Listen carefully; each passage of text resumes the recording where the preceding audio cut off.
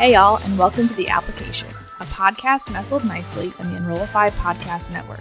This is your guide, Corinne Myers, and I am so excited to share my love of higher ed marcoms, student experience, and campus squirrels.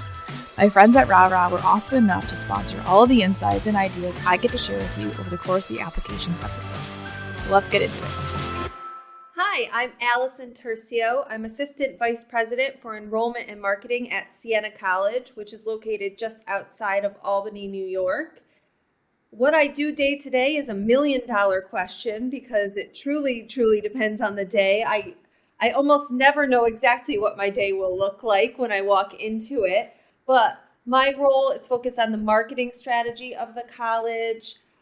That includes social media buying, brand messaging, enrollment communications, enrollment marketing. So it really runs the gamut. I also play a role in the strategic planning at the college, and I'm right now working on middle states too. So there's a lot of college level initiatives that I work on as well. And aside from that, I also get to teach. So I teach as an adjunct professor. I teach social media marketing and digital courses on campus, which is just wonderful. I love being able to maintain relationships with students and hear directly from them. I feel like it keeps the work of marketing at the college fresh in a way because I have that direct connection to the students too. Wow, it's a lot of things. Do you have a team behind you? Like, how big is your team? I do. I have a 5-person team. I have a social media team. I have a videographer. I have an enrollment communications person. And then I have an interesting role that's an enrollment engagement role that actually serves as the person between the admissions team and the marketing team, especially among sophomores and juniors before they've applied to the college. Our admissions counselors get so wrapped up, rightfully so, and based on our strategy in the relationship building with students who have applied and who are admitted to the college, that my marketing team plays a role in starting to build those relationships earlier on among the high school students. So I also have sort of this role that has one foot with my department and one foot with the admissions department. Interesting. I've never heard of a position like that. Have you heard of other universities or institutions that are doing that kind of straddling? I have no idea, but we saw that we needed it, so we created the position. So it might be entirely unique to us, but we were being responsive to what was coming inbound to us from sophomores and juniors and their parents. And we really wanted to be able to leverage those moments where they're raising their hand and they're saying, I'm interested, and they're wanting help, they're wanting advising. And so we're putting out all of this marketing and this advertising that's surfacing, call them leads if you're working in another industry, right? And we wanted to be able to nurture those relationships. So we saw an opportunity and we created a position for it. So you and I have been talking about student experience on Twitter a lot recently. I think it's funny because Zach's like, hey, you're talking about student experience, and so is Allison. Maybe you should talk to each other. And I said, what a great idea. So tell me a little bit about why student experience, why now, and why you're passionate about it. As a marketer, there's no amount of money I could spend that would ever be as powerful or influential as students talking about their experience at Siena College in a positive way and telling other people, you have got to be a saint. It is amazing here. Because that's authentic. That's real. That's what people look at in marketplaces like we're in right now. We are inundated with content all day long, from the minute that we wake up and we look at our phones until we put our phone away at bedtime. Colleges are competing for the attention of our prospective students with everybody else. They are the biggest target. Everybody's targeting this market. It's not just other colleges. And so the way you can break through that is from personal relationships that they have in their lives. So when they're hearing from people they know in their lives about real lived experiences at the college, that's able to break through and be more real and be more impactful than honestly anything that I could produce that you would call quote unquote marketing or advertising. Way more powerful, way more influential. I say on Twitter, I've said it before, this is the hill that I will die on, that student experience is the number one marketing opportunity. And it's funny because it's less of something I'm in control of, but it's something an entire organization needs to take ownership of in order to make happen. And in a way, it makes my position less relevant and less necessary, but I don't care because I really believe that that is the most powerful form of marketing we can have out there. It's essentially it's word of mouth, and nothing ever is going to be word of mouth. TikTok, a million TikToks could come up and I could figure out how to leverage the next thing that's TikTok perfectly, and it still won't beat out word of mouth. Nothing ever will. So it's interesting. So I guess when we talk about controlling student experience and then basically the results of good experience is that positive word of mouth, how do you go about influencing student experience so the results are that positive word of mouth? I see my role on campus as sort of a bit of an agitator, and I like to wear the hat of the student and really be asking the question, how do we want the students to feel as a result here? I try to ask questions that shift people's mindset of transactional to relational. Instead of just, we need students to do this, we need to say this to students, how can we build relationships with students that overall improve their experience? So that's sort of the role I play, is trying to be in that mindset. I am in a doctorate program right now. I've actually been conducting my research on this topic. Why do students choose a college? What are they looking for? And it really comes down to a sense of belonging, which is an essential human desire that we all have. While we want to think about all of the rational decision-making factors that people choose college based on, it's the cost and the availability of this major, and like there's this perfect pros or cons list. But most of the time, if you ask a student why they chose somewhere, they say it just felt right. It's emotional. So I just try to play that role of being that voice of what students are looking for and what they want out of their college experience. It is more than a good job.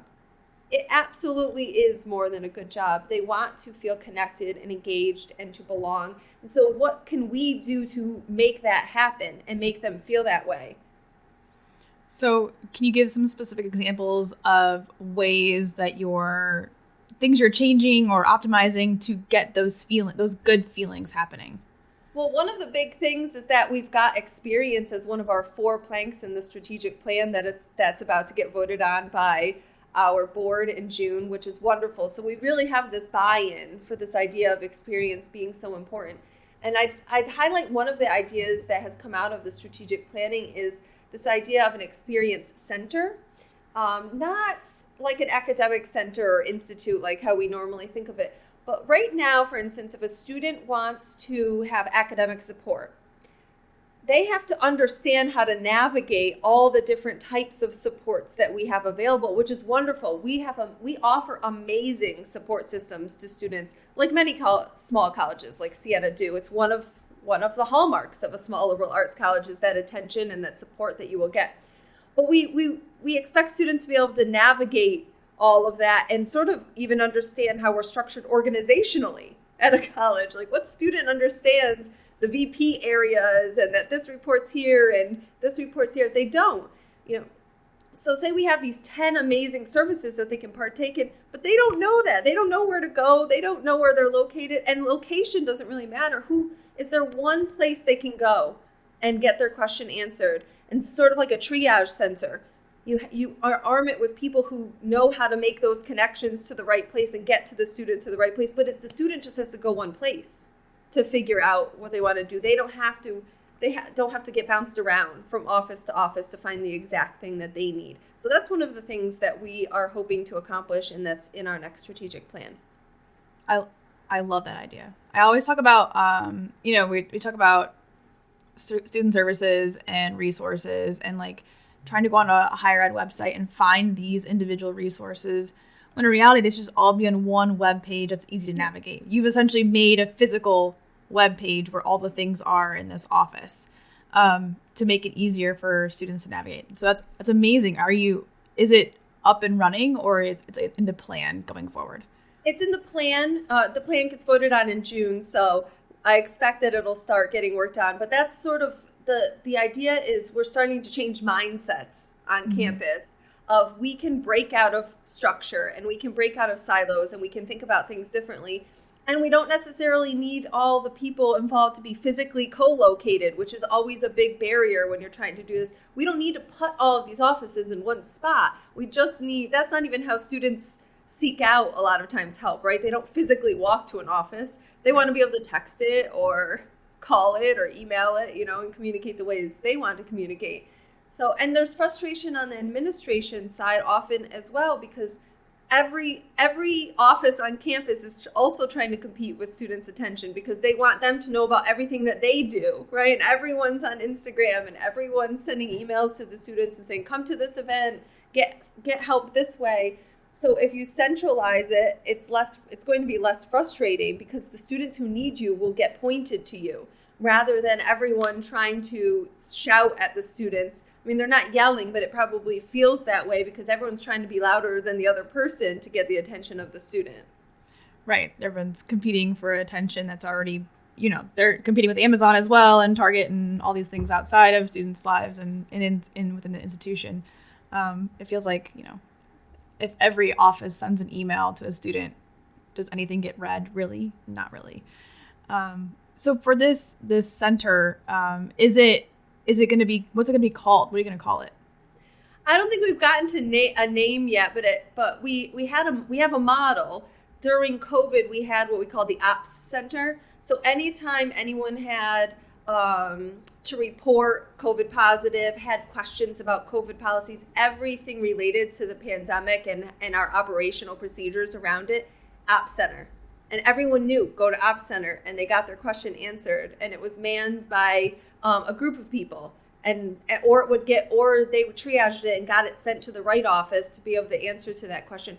But we didn't require people to figure out who would have the answer to their particular question. Just send it to one place. So I don't know exactly what it will be called yet from the student perspective. I think we need to ask students what will make sense to them. We need it to be in their language for sure, but from the strategic planning standpoint, we're sort of thinking of it as an experience center, sort of a support center, centralized support system.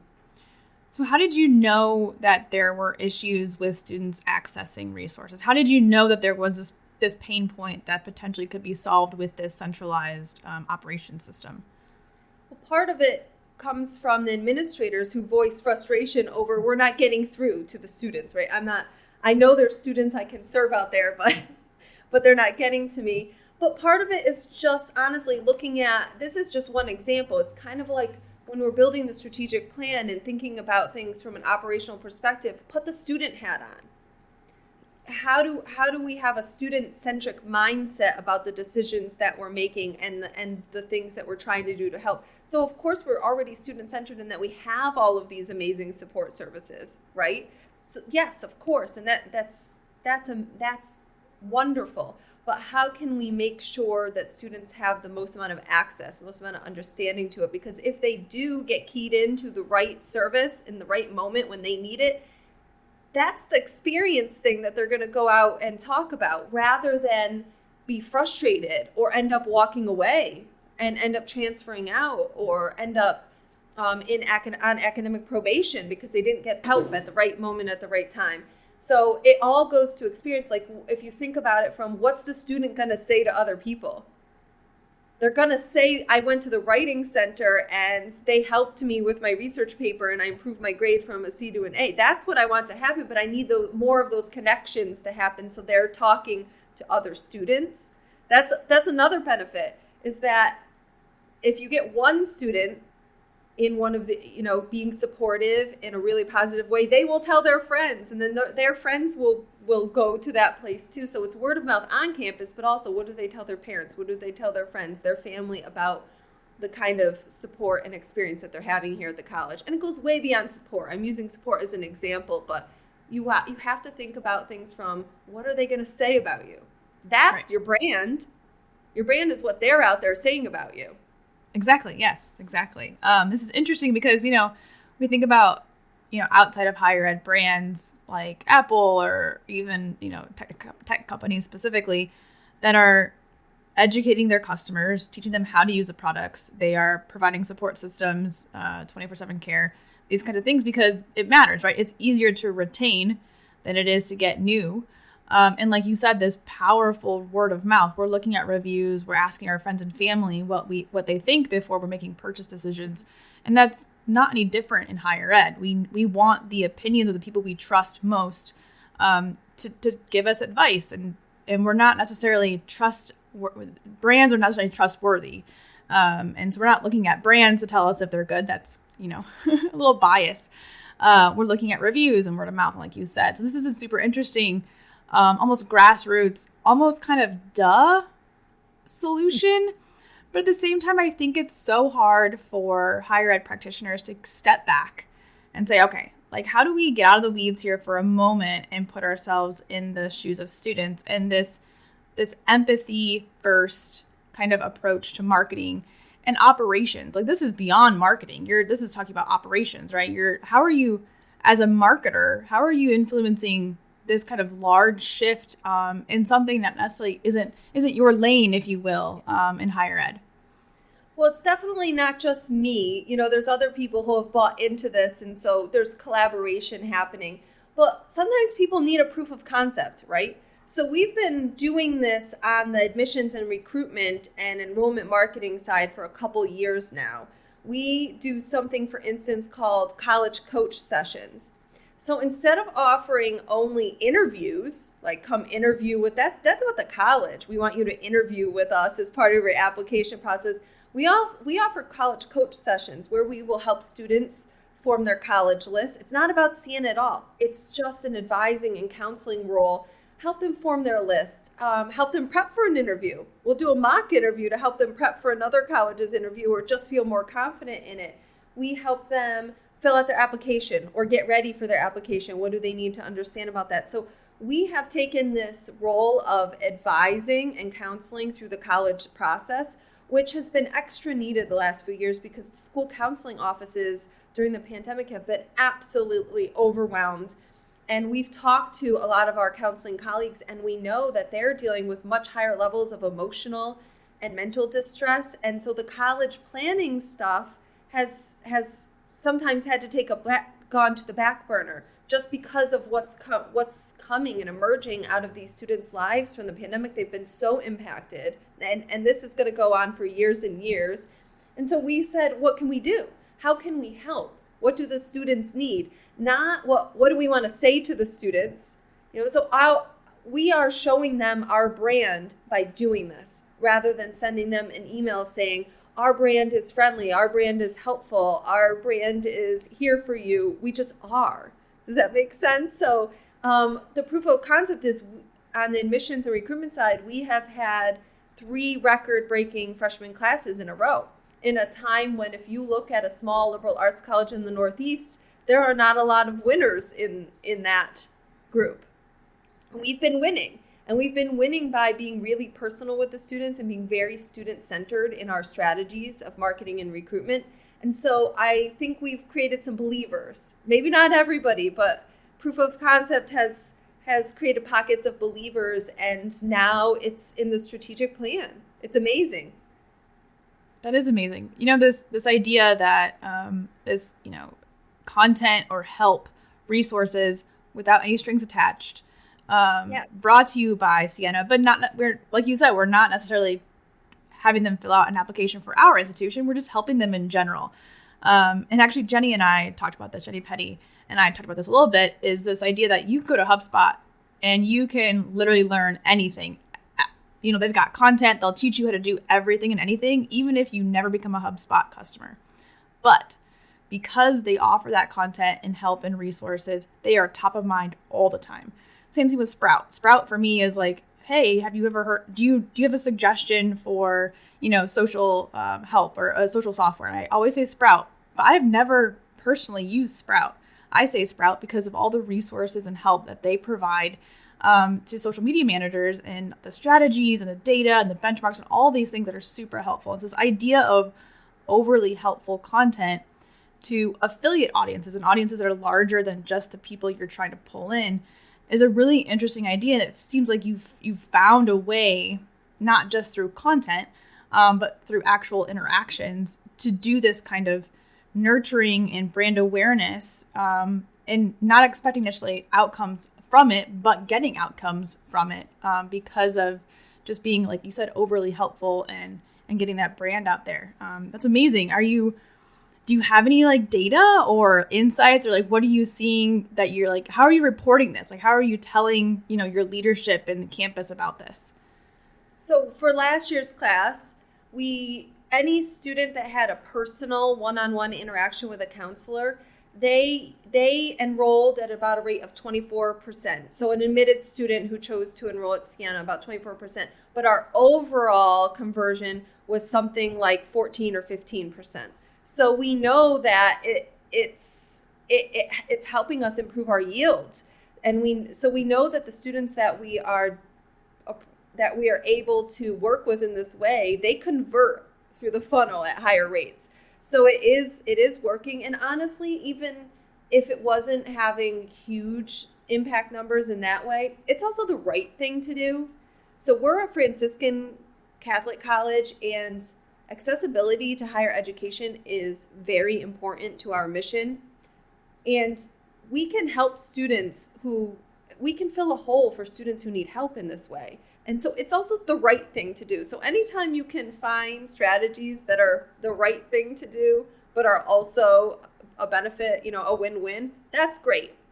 And this is one of those things, the college coach sessions, those are the right things to do, especially during this pandemic when students have just had their lives completely upended, like all of us, but in a way, these are really formative years that got upended from these students. So what can we do to help them through at this point? The link between student engagement and student success is clear. The more actively engaged students are, the more likely they are to learn, stick with their studies through to graduation, and attain their academic goals. Most higher ed institutions understand that link now better than ever, and yet in the last year, graduation rates are down 6%, retention is down 15%, and co-curricular engagement is down from 59 to 57%. Students cite struggles finding the right resource at the right time to feel engaged on their own terms, as well as an increasing level of mental health challenges and anxiety as some of the biggest barriers to engagement. That's where RARA comes in. RARA Student Engagement and Success Technology makes it easier for your students to engage with information, services, resources, and tools they need every day within a single app. Whether it's booking time with their advisor, signing up for an event or club, or learning more about financial literacy as a college student, with RARA, there's no more searching around various websites, social media pages, or looking through email inboxes. It's all within the RARA app. Even better, over time, the app will learn what is most relevant to your students and will push those resources first, similar to a Netflix experience. I actually downloaded RARA on my phone myself and got to try it out. Super cool, great curated content, and a great way really to make it a one-stop shop. We all know higher ed websites tend to be monsters. Start making student experience the center of everything you do by visiting raralife.com/application. That's raralife.com/application. The whole idea of empathy first marketing, and not just marketing, right? It's empathy first all around, and the idea of putting the student at the center and understanding that they have unique individual lives and hardships and concerns and motivations and dreams, and not making them another number, and really looking at it through the lens of who they are and what they want to do. I think it's amazing. I think the question becomes like, how do you scale that? How are you managing, like, what's the demand for this kind of student interaction and experience? And how are you ensuring that, your staff is, not overworked? Like maybe you're not managing it, but like, how is this working, I guess? Well, the admissions team and financial aid team and marketing team, we all report to the same vice president, and we all work as one team. So that's one of the ways that we manage it is by working together to figure it out. It's not the marketing team that just comes up with this idea and throws it out there, and the admissions team gets overwhelmed with requests. We manage it together, and we figure out how we can do it. Part of the way we do it is by levels of scale. So there are students who want to do one-on-one, and so we create a schedule in which that can work with the counselors, and then we can manage the demand there. But then we also do large scale sort of webinars, if you want to call them that, on these topics too. Because there's some students who are proactive and they want that one-on-one personal, and then there's some students that just want to hear the general information, and parents that just want to do the general information. So we do a bit by scaling it in multiple ways, and you can host as many people as we want on the general ones, right? We can have tens of thousands of people, and it would be the same amount of work from our perspective. So there's levels of scale that are helpful. And when you were just talking about sort of their hopes and dreams, it made me think of something. We also don't just do it here and there. We try to build it through the whole experience. So they surface when they're ready to answer a question and develop a personal relationship. One of the things we do immediately when they submit their application is we ask, the application only tells me so much about you. I want to hear from you. What do you hope and dream for your college experience? Tell me what you're looking for in your college experience. And a lot of students answer that question. And so it's spreading it out, not just doing in these one shots. And when you spread it out, the volume is manageable, and you're surfacing the students who are ready to talk to their admissions counselor and form a relationship when they're ready on the student's timeline. So the door is sort of always open. And so we always try to ask questions that they can respond to, rather than just say, come visit, apply. Rather than telling them things to do, we ask them questions about themselves. We can tell them what to do. We can feed them the specific information based on what they say back. So if they tell me the most important thing about their college experience is an amazing pre-med program, now I'm going to talk to you about pre-med. I'm not just going to send out an email because you might have marked it on your application that you're interested in pre-med, because there's levels of interest. Right. That might not be the most important to every student. There can be a student who marks pre-med on their application, but the thing they're most passionate about, most desired to do, is service. So why am I going to spend political capital and time and effort sending that student the thing that's not number one on their list, making assumptions as if they're a homogenous group just because they all marked a certain thing off on their application? So what we try to do is ask them, what's important to you, and then we can tailor the communications following. So how does that work, I guess, in terms of execution? So they marked something on their application, fine. How are you asking them for more information and context? And then how are you segmenting out for that communication? We just ask them in emails and text messages these answerable but general questions. We have a rule. You never ask, what questions do you have for me? That is not a question anyone ever answers. Have you ever said, let me know if you have questions or concerns? Nobody ever answers that. So we ask something that's honestly a lot of times about how they're feeling, because they'll answer. That's an answerable question, and they will answer that.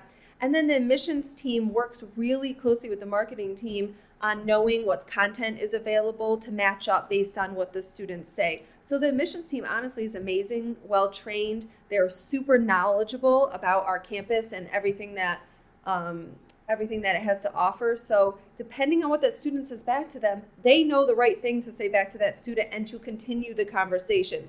We don't just respond with, okay, that's cool, watch this YouTube video. No, watch this YouTube video and then tell me if this is the type of program you think would be a good match for you. That's what you do. You continue to lead the conversation. And it's like dating, right? You wouldn't go on a date. Right. I'm interested in cats, and then you go start talking about elephants. Like, we're probably not gonna have a good date, right?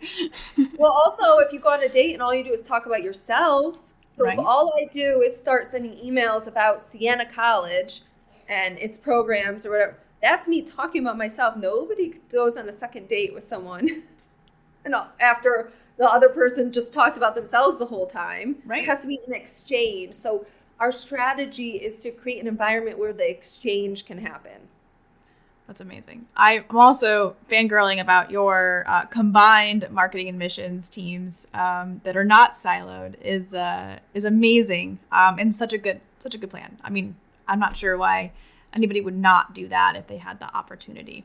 I don't get it either. I know a lot of people who say marketing needs to be its own division and all of that, but when 85+% of your revenue is coming from prospective students and undergraduate revenue, I feel like we're right where we need to be.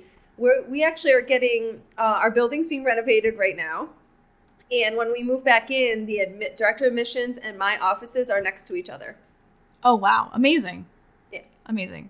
It's interesting. I was in a decentralized, so marketing communications was actually, it was like 3 miles away from the enrollment office. You couldn't get there if you, wanted to, based on parking alone. But, and I like maybe saw them, once a month or something. But the disconnect that it causes between marketing and students and the student experience is a huge miss. I didn't get to interact with any students, and I was running digital strategy for the university. So it's an interesting, you kind of miss out on the ability to empathize with students and be there and design things around them, because we're all here for the students, right? That's what we're doing, right?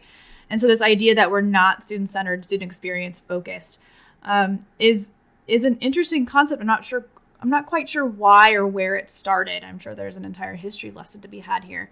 But this idea that I'm seeing more and more CMOs specifically kind of move toward this model of more student focused, more student experience. And I think it's amazing, especially with like you said, the shift in the pandemic and the shift in mental health and the needs the students have, and how we can be more helpful than anything else, as opposed to selling an education when they really need the resources to understand and feel confident in their next steps, which is what it's all about, right? I remember trying to look at colleges and not having any help with my parents or anything like that, I had no idea. You have to assume no one knows anything, and you have to explain and provide easy routes to information.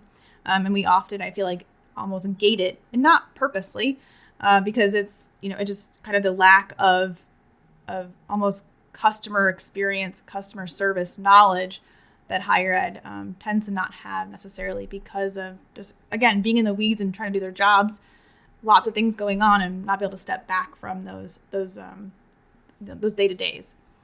But we're seeing it in other industries, right? And that's often what happens with higher ed, is we follow other industries. And you mentioned HubSpot. That's a great example of how they've been able to build their business and increase revenue and do just amazing things and become so well known by putting their potential customers first. It's literally their entire business strategy. There's a restaurant, I don't know if you've ever heard about it, in New York City called 11 Madison Park. It's a Michelin 4-star restaurant, and they have a team of what they call Dreamweavers. So when you make a reservation at this restaurant, they get in touch with you, and then they create these highly personal, magical moments that take the dining experience from food to something bigger. There was I remember one story, there was a family that was in from somewhere else, and and they had children with them, and they had never seen snow, but it snowed while they were there, and they got them sleds, and they went sledding in whatever goodness. the near, it's so, there's these other examples of it. And so how can we all be the dream weavers? How can we play that role on our campuses? And when it comes to digital experience, I can't imagine being in the position you were in. And how do you tell the story of the student experience if you're disconnected from it? I talk with my social media team all the time that this is not about us telling the Siena story. We need to do our best to tell the student story and share their experiences in really authentic ways. It's not like, what do we want to put out about the college? That can't be the mentality of our social media channels. It needs to be, how do we share this experience? Because there's a place to be had for social media. Social media can impact how students feel about their experience 1,000%. So how do we need to have our social media structure How do we have to have our social media strategy structured so that we're impacting student experience? It's not just a advertising platform or a marketing platform. It's experience too. Yeah, the report out from Salesforce on experience, and how experience is the number one thing people care about. They're willing to pay more money. They're willing to stick with brands, all because of experience. And experience is, the broad term encompasses what you've mentioned. It's the physical, in-person stuff, but it's also social media. Now, I was on Twitter. I had trouble with something. I added whatever the brand and they helped me instantly. And now I have my problem solved and I can move on. And so this idea of all of these micro experiences that kind of come together to form these perceptions of brands and how higher ed can start thinking about this way. And so the idea of social and social care really. And, when you mentioned this central organization for resources, kind of like a triage, I've always said that social, especially the DMs and the questions, the genuine questions and DMs, it's almost like the person behind, the account is the triage person and trying to figure out how do I get this student to the right place and knowing and having the insights into where to send them as opposed to I don't know, the not answering, not responding to questions on social media and this idea of this experience before and during as a student. So in terms of social and you're overseeing social, what are you seeing in terms of student experience and social and where it's going and what you're hoping comes necessarily in the next 5 years, I guess, with student experience and social media? I think it's two-part. I think what you put out on social media impacts the student's experience in their perception and what they might get involved in, right? So how do you create engagement, physical on-campus engagement by utilizing the social media channels in a really strategic way, right? So there's that piece of it. You can actually impact their individual experience. Then there's the service and care piece. Absolutely. If you're getting questions and DMs, someone needs to be able to answer them because the expectation is that you will. Because that's what every other business out there does. If they DM Apple, they will get a response and they will get help. And so that's hard because the volume can ebb and flow and sometimes might feel overwhelming. And the other thing is the social media team. And what's funny is it doesn't need to be necessarily a social media person, content person that's dealing with the customer service stuff, right? We don't have to think about this as my lane or your lane. And that's where we get stuck a lot of times in higher ed. But what the person who's answering does need is deep institutional knowledge so that they can help. They need to really understand all the inner workings and all the services that are available and what the deadlines are for students. And they need to have that knowledge so that they can help them the best. I think that's way more important than it being a quote unquote social media person who's developing the social media content. Yeah, that's totally right. If you're using any sort of software, you can have a person dedicated to seeing those kinds of information. Like I said, it doesn't have to be a social media manager. It could be someone who just has a general knowledge of the resources available to students and can answer questions. You're completely right. And that, again, it's almost like a duh, but you know what? Sometimes it's hard to step back and think about those things. So in terms of student experience digitally, in a wider sense, what are you seeing, doing, and or excited about for student experience and sort of the digital journey that they're taking both before and during, their time at Siena? Honestly, it's hard to predict because you don't know what the next digital opportunity is going to be. Who would have predicted TikTok, right? So I think it's more of a position of adaptability and flexibility and responsiveness. That's really what you have to be focusing on because it's really hard to plan what the digital opportunity or digital experience for students and what they will desire is going to be even a year from now, right?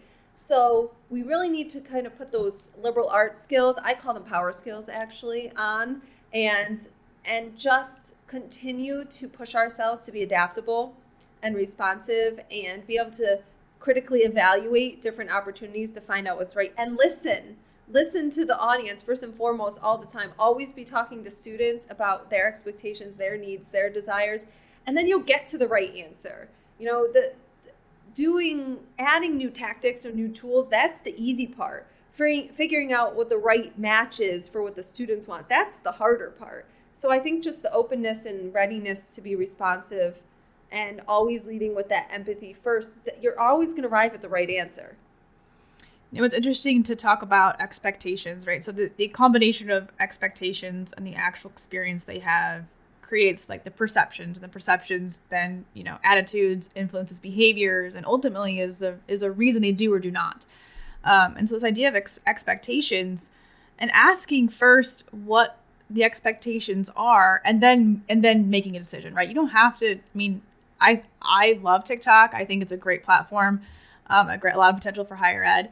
But like, maybe your students don't expect you to be on TikTok, and it would be okay, right? Or they don't expect you to have, this service. They don't expect you to answer within 24 hours. Wherever the expectations are, like you said, it's almost like, let's just ask. Let's ask what their expectations are and then adjust. Because if we can meet and then exceed their expectations, that experience then becomes a wow moment. It's a surprise and delight moment. This was amazing moment. They have all those feelings, like you said, those, making decisions irrationally is what humans do best. And so it's the emotions and the feelings that have been created from those experiences that are then informing and making them act in different ways. So this idea of let's stop, let's not redo the website yet. Let's ask what the expectations of our students are first, and then make decisions and change strategies based on those expectations. Let's just ask. Yeah, and take that as legitimate data. Just because it's not always quantitative, for instance, doesn't mean that it's not legitimate. We need to understand that this kind of feedback can help you be data driven in your decision making. We have to think about research and data in a different way. And you're absolutely right. It's the risks for colleges are, and probably really honestly anyone who's selling to consumers, it's in the gap between expectation and reality. That's where the risk is. Absolutely. So that's where you have to focus. Absolutely. Yeah. That gap is going to make or break you, right? Because that expectation and expectations, unfortunately, are different for every single individual, right? They have all different expectations based on a very complex history of experiences and desires and motivations. And so you can't necessarily predict what their motivations or their expectations are going to be. You have to ask them. And there are ways to measure this, right? But like you said, Kevin from Ohio State said this as well, measuring student experience, measuring brand experience doesn't always come down to impressions and data and conversion rates and things like that. It really comes down from that qualitative data of students saying, oh my gosh, thank you so much. This was amazing. Because you know that not just one student was impacted by that. That student spoke up. But this idea of this rich data that you can pair, obviously, with quantitative, but like having the feedback system and getting feedback, this loop, right? This constant loop of feedback, asking students. So we send hundreds of emails. Like in an email, we could probably say, hey, take a quick survey. Tell us how we're doing. What can we do better? This kind of feedback loop, I think, is missed a lot, and it's not necessarily taken advantage of. And campus, student focus groups. Some of my favorite projects at U of M were with students tell me what does this mean to you, and how do you perceive it, and like how can we make it better, and how does it relate to what you're doing and dealing with, and like making those campaigns and those communications better for them was that's the goal right there, is constantly asking, because they're willing to tell you, right? We just have to ask. Yeah, and maybe sometimes we're scared to ask because it might mean that we have to change how we're doing something, and it's really hard to change. So there's that in the mix as well. So you have to be open to change. You have to be ready to ask that question. So that's part of the mindset shift that everyone has to do. And there are two metrics. I'm gonna mix up which is on which satisfaction survey. So we do two satisfaction surveys here. We do Nessie and Noel Levitz, and one of them has a question about would you do it again, and another one has a question about would you refer to a friend. Okay. And so there are some hard metrics out there that down the road you can use to measure your success in focusing on the student experience. Absolutely. Yeah. And it's even asking during those micro experiences, right? So events, after an event, you can ask about feedback, right? It doesn't have to be like these big, like, would you recommend Siena? Like, no, what did you have? Was this event great? If it wasn't, like, how can we improve next time? Or, how how was the counselor experience, and you know, what can we do better next time? And this, just like you said, asking. Our favorite question on the admissions side, every time, every tour, every event, everything is, if you had a magic wand, what would you change? Amazing. And so like like you said, there's a lot of qualitative data. Who's like looking at this? How are you taking that data and bubbling it up and getting it to the people who are making decisions and all that? On the visit side, the director of admissions and we read every single one. We get an email sent every time someone fills it out, and we read them all in real time, as if you sent me an email, Corinne. Wow. I read it that way because you have to keep that. You have to keep that top of mind. It can't be, okay, next week I'm going to go dive in and evaluate all of the surveys. I find that getting the feedback in real time, it just keeps it in our heads. So then when we go into the next meeting where we are making a decision, we have it right there. Right. Well, and this idea of social listening, right? So social listening is a bit of a form of this, right? Having just kind of a sense of what's being said about you online and in conversations, and Steve's favorite Reddit, right? Like what's happening on the conversation. You don't have to interact with them necessarily, but understanding what's being said. You know, there's the whole like thread in Reddit about awful higher ed websites, and like just like such a gold mine of information about like students expect your website to tell them what they want to tell, you know, what they want to know, and it's not. And so like, again, that gap between expectation and experience is being broken, and they're going to move on because there are lots of websites they can go to find information. And so, like you said, this idea of real-time feedback and information, and again, understanding your customers, in this case, students, and what they want and what they're doing, what they're saying, and just, again, this idea of expectations and managing expectations. There are things that higher ed cannot change or do or optimize. And so it's managing this. Like, hey, you know what? You're not going to get this back in 2 days. You're going to get it back in 5 days. Some sort of management of expectation. Parking sucks. Parking sucks everywhere. You know what? It's going to suck. Give yourself some extra time. Here are some tips and tricks for parking on campus. These kinds of ideas of managing expectations and making sure that they're prepared, because the experience may not be the best, but maybe we can't do anything about it right now. Nobody wants to take the math placement test. That's just annoying. It's in the summer. I'm not in school. But when you explain to them that it helps us match you to your right course in the fall, everybody wants to be in the right courses and be taking the right 4 or 5 courses in the fall, right? That is on every first year student's mind. So when you phrase it as what's important to them and something that you know they care about what courses they're going to be in, then you can get more buy-in. So I'm with you. There's going to be sticky things that just exist. They have to exist. We can't not have a math placement exam because we need to know which calculus class that you can get put in. And also that, but down the road, that impacts experience, right? Because if they get in a class that's not a good match for them, it's just going to be frustration. They won't do well. That's no good for anybody. But you're right. How do you find the angle that makes it matter to them? How do you be upfront about something you know is going to be frustrating, right? And help them navigate it. Yes, and that's very student-centered too. Right, and easing anxieties around something as simple as a math test. It's like, why am I taking this? What should I expect? Again, what should I expect? What should I bring? Should I, is it going to be cold in the room? Like very simple things that you can do and prepare them for to make that experience less awful, like a math test. And then what happens next? Hey, within 24 hours, you'll receive this communication. Within this amount of time, you should get, here's a link to where you can find your score. Like these, like really managing expectations and assuming they know nothing, because most students are coming in fresh and they have no idea about anything you're doing, office structures, nothing. And so assuming they know nothing and letting them self-select the information they need to consume in order to feel confident about their decisions. And even if they do know something, everybody has a fear of the unknown. That's universal. So Absolutely. Address the fear of the unknown. You don't even have to ask students. You don't even have to do data collection for some of this stuff. It's just common sense. Of course, students are going to fear certain things or be nervous about certain things or feel anxious. That you could just sit down in 2 minutes and list many, many of those and now go and address them. You don't even have to necessarily do these big surveys or interviews or anything. A lot of this is just taking time to think about, if I were a 17-year-old and I am trying to figure out what college I'm going to, what am I worried about?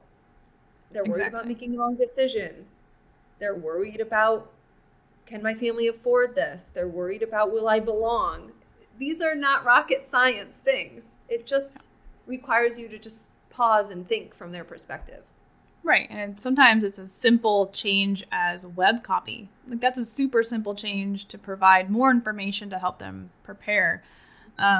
Navigating bus systems on campus. Like, I can't imagine, like, unless you got like a super user-friendly app, like, all of these things are terrifying. I'm gonna be late to class. I'm afraid to be late to class. Like, how do I not be late to class? Like, having these very simple content pieces that will help them, again, feel confident, manage their expectations. Hey, you know what? Buses are super full. Get there early, that kind of stuff, is such an easy change for marketing communications.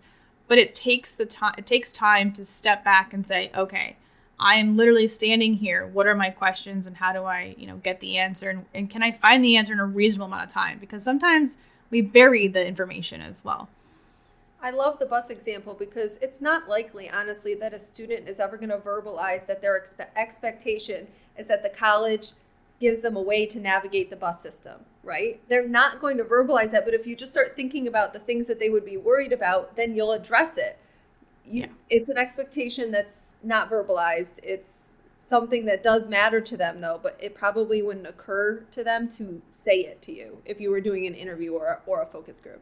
Yeah, I mean, it's the psychology of, like, acting like everything's normal, right? Like, you're staying at the bus stop and everyone else seems to know what they're doing. So, like, what the heck is wrong with me? And, like, no one knows what they're doing, but no one's ever voicing it. And so, like, again, like you said, they're not necessarily saying out loud, but, like, this idea of, like, you could make it easier, especially for people who don't necessarily know. They're freshmen, they don't know what they're doing. Make it easier for them. And you've got to do that by stepping back and pretending like you know nothing. Like you said, a 17-year-old, first time on campus, what do I need to know? And how do I lower my anxiety? Because I have enough anxiety already about grades and everything else. I don't need to be anxious about the buses. Take that fear and that anxiety out of their lives. And it will create ripple effects in the experience that they have on campus. And like you said, that results in word of mouth and that positive, good feelings that can come out of those things. We actually transformed our admitted student piece that goes with their admit letter to be what you're talking about right now. So instead of sending this fancy brochure that's all these amazing things about Siena, what we did is advice and tips from current students. Genius. This is what, as a current student, this is what we want you to know about Siena. And by the way, through that, there's traditions that come through and highlights about the college. Of course, through the student voice and through their advice and tips, they learn about Siena and some unique things and things that are different about Siena versus other colleges. But we don't just kind of put out a brochure with a list of all those things that they need to know about Siena. We let the students tell them in the form of advice. Because Amazing. Everyone is worried about what's my first year going to be like. So let's just talk about it day one. Yeah, I mean, something simple as you don't step on the Block M at the University of Michigan. Like, I would never have known that. I only know it because I saw it on a social post once. I'm like, what does that mean?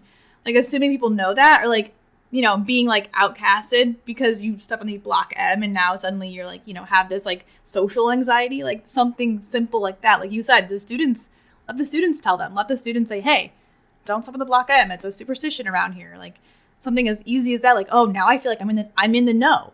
I'm in the know. I'm an insider now.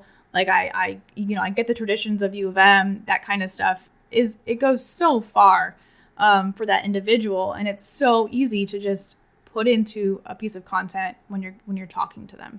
I am so excited that you and your team are thinking about these things, and it makes me feel good. It makes me feel warm and fuzzy. About experience and student experience and just like focusing on the empathy of all of this. I think it's amazing. I think kudos to you and your team for doing this and thinking about the student in this way and really putting empathy first. Because I think this is where higher ed wins. We win in this space of providing a service to the communities and the people who need it, and amazing. And thank you for being here. No problem. I was happy to. And if anyone's looking for a place to start, this is a lot. Start with the prospective students. Find your proof of concept, and it will start getting adopted, and it will leak into the culture of the institution as a whole. Yes, exactly. Yeah, it takes a bit, but I think everyone has the best intentions. It's just about kind of showing how it works. That's a wrap for this episode. Please rate and subscribe via your favorite podcast platform. And remember, a better student experience is always the answer. Hey all, Zach from Enrollify here. I hope you enjoyed this episode of The Application with Corinne Myers. If you liked this episode, do us a huge favor and hit that follow and subscribe button below. Furthermore, if you've got just 2 minutes to spare, we would greatly appreciate you leaving a rating and a review of this show on Apple Podcasts. Our podcast network is growing by the month, and we've got a plethora of marketing, admissions, and higher ed technology shows that are jam-packed with stories, ideas, and frameworks that are all designed to empower you to become a better higher ed professional. But Enrollify is far more than just a podcast network. Enrollify is where higher ed comes to learn new marketing skills, discover new products and services, and find their next job. We're a growing learning community of 4,000 members, and we'd love to welcome you into the fold. You can access our free blog articles, newsletters, e-courses, and more, or purchase our master course on how to market a university with Terry Flannery at Enrollify.org. We look forward to meeting you soon and welcoming you into the community. Again, you can subscribe for free at Enrollify.org.